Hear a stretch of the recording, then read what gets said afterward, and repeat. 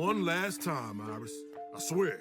Spies. Anyone who isn't Daniel Craig loves a good spy story, with social deduction and espionage remaining an ever-intriguing aspect of video games that dare to turn it into a main feature. And who has a better story than that one game I don't particularly want to name out loud, whose massive success only brought about a mild influx of titles similar in genre? Well, I don't know, man. That's why when another one comes out, you can bet old Flippy Floppy is going to be taking a peek. Deceive Inc. is my newest Steam haunt about a group of agents hired to steal a MacGuffin in various supervillainous locations such as this multi-floored Walmart complex. It wouldn't be much of a social deduction game if you couldn't fit into a crowd of NPCs roaming the map, though you're given the ability to disguise as anyone within wristwatch range. Unfortunately, this ultimate holographic disguise doesn't grant immunity to stumbling around like a complete buffoon, and there are a few things you can do to arouse suspicion in other enemy spies. Kill that guy.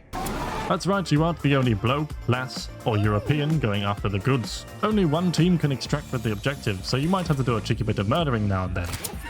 Can I teach you how to approach this very objective sensibly? Kinda. Can I also tell you what goes on in the average Deceiving game? Not really, but I can show you, so that's what I'm going to do.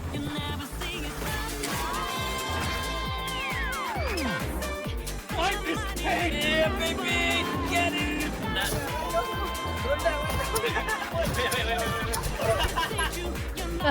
Just standing there.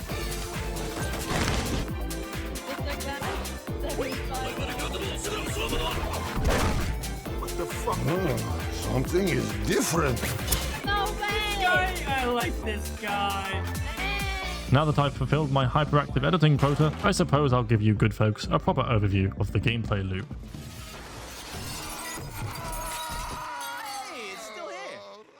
You begin any given match as a little civilian spawnling, where the goal is to bypass the varying degrees of security with either a keycard or intel until you reach the vault. Entering each level's security without the appropriate disguise gets you told off. Really should not be here.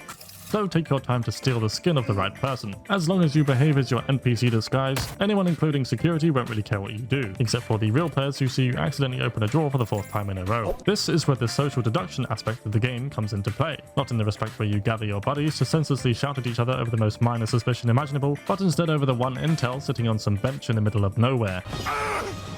It should have been me, not him. And you're going to need that intel if you want to infiltrate any of the rooms on the map. These realms of unimaginable evil were built for the sole purpose of housing 5 equally deranged VIPs who have patented bad guy items for you to steal. Hardcell's Briefcase is an art piece full of hidden government data. Old Lady Luana here has a mind-controlling perfume. The twin models have weaponized fashion. Not like that, more like the hairdryer flamethrower kind of deal. And perhaps the most unforgivable of them all, Garty, who sells an addictive drink formula. Right to jail, right away. If you want the forbidden protein powder and more, break into guard rooms and unlock terminals. Once players on the map collectively finish 3 terminals, the vault will unlock, allowing your agents to converge in a big nerdy building holding the briefcase. There are a few security doors which could be circumvented with intel or by staring at a technician really hard in the hopes that they'll open one for you, unless of course you found every keycard in the staff room 5 seconds into the match. Purple.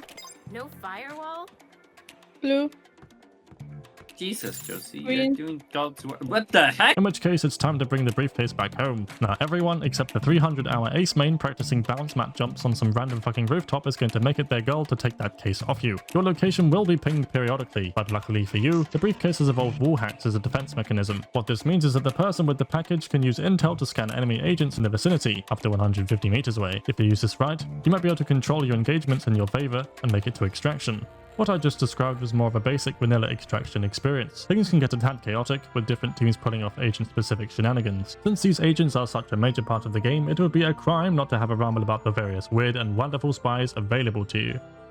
And nothing like the man loosed inside this building. As of right now, unless I'm lazy and I take too long to make this video, there are 9 agents. Each one has a specific archetype that defines their abilities and majority playstyle. Vanguards are built for battle. Trackers can reveal your position halfway across a map by looking at a broken twig. They headed north 2 hours ago. Scoundrels tend to have weaker weapons but can disengage more freely with mysterious rat-like powers. You filthy rat! And finally, disruptors can disable abilities or gadgets to give them an upper hand in the game of not getting shot in the face. Chavez is the first bloke on the roster, with some pretty bonkers sustain and weapon options, amongst the other assets he has at his disposal. Old Chavy can take a punch with each of his abilities, although most orbit towards his second unlockable expertise, which I like to call the Circle of Death. Staying inside this ring will give you a nice chunky 40% damage resistance, comboing with his already strong guns and sustained passives, making him a bit of a terror on the playing field. If beating him on a one-on-one fight wasn't hard on the soul already, he'll drop dead on the ground with a locket of his 2 daughters in hand, as a nice reminder of what you've done. At this point, you might have noticed that a ton of the agents have their own inspirations. I think our next spy ace fits neatly into the stoic mercenary chick with a big gun stereotype, but her design hasn't stopped me playing as her for an unhealthy amount of time. After using her default expertise on enemy spies, you can follow the trail of slow-moving pink sparkles to track them down, or you could use her second expertise and 2-shot people at any distance. Yeah, it's your choice, really. Welcome, Mr. Reed. Squire's main ability is to use his spidey senses to sniff out items and enemies.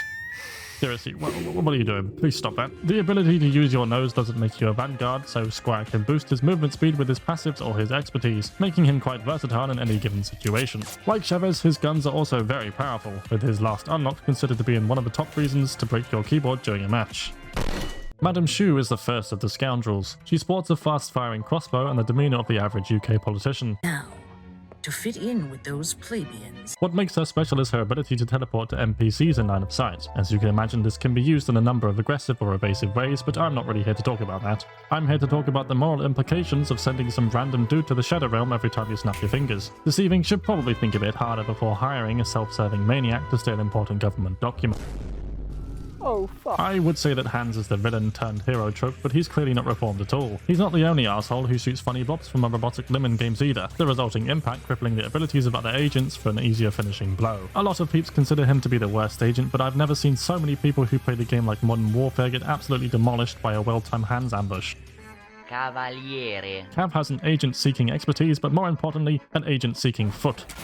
Sure, you could use her dual pistols to mow down enemy spies, but that wouldn't be nearly as entertaining. In a game where disguise is so important, having your exact position beamed onto an enemy team's UI can be quite dangerous. But it's not as frustrating as having your entire loadout stolen by a Lupin III wannabe, which leads quite nicely into our next spy, Larson, whose little pervert fingers can curl up into your item pockets to snatch your highest upgrade or card. Am I devious? Yes, I think I am. When a Larson finds itself in danger, it can disappear into the void, turning invisible for a short while. And while his guns aren't the most threatening, they still have potential in damage and style. This is Jerb Jerb. He's got enough hours spying around in Deceive Inc. that he could comfortably apply for the American Secret Service. And this is a 2-pound carbon steel marble traveling at 80 miles per hour. It does sound incredibly strong to instantly 102 damage dink noggins with Yumi, but much like Burger King at 2 AM on my upload schedule, her main weakness is consistency. Her expertise strength lies in her healing, but I personally use her EMP to make certain gadget users rethink their life choices.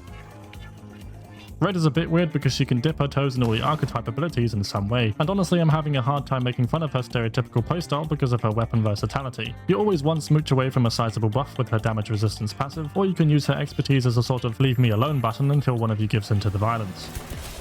Along with weapon expertise and passive options, spies have the choice to bring in different gadgets and upgrades. Most of these reinforce various playstyles like staying mobile, trapping up the floors, or just being really annoying. As a result, both can have quite the drastic effect in matches, especially if you let them define your entire gameplay loop, like for example, sliding around a multi-millionaire mansion party as a toilet. I won't pretend to be the master of balance since my opinion has forever been tarnished after playing 50 hours of the Slingshot Lady, but I would like to mention one thing that I think can be improved. In Deceive Inc. you have a heat system if you hit NPCs who aren't players.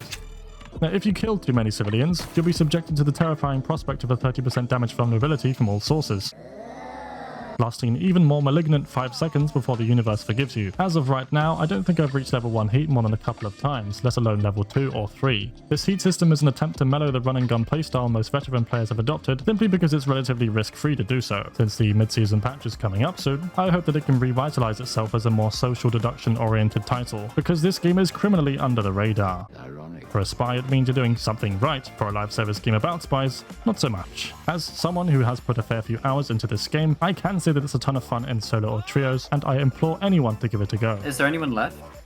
So that's more or less what's with Deceive Inc. A big cheers to anyone who watched me babble this entire time. Hope you enjoyed, and I'll see you in the next one.